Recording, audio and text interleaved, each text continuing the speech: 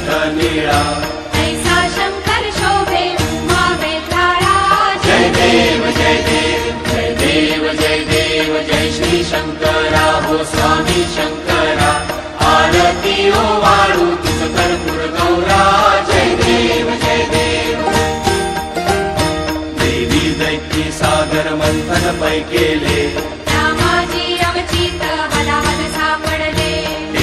असुरपणे प्राशन केले नीळकंठ नाम प्रसिद्ध झाले जय देव जय देव जय देव जय देव जय श्री शंकरा हो स्वामी शंकरा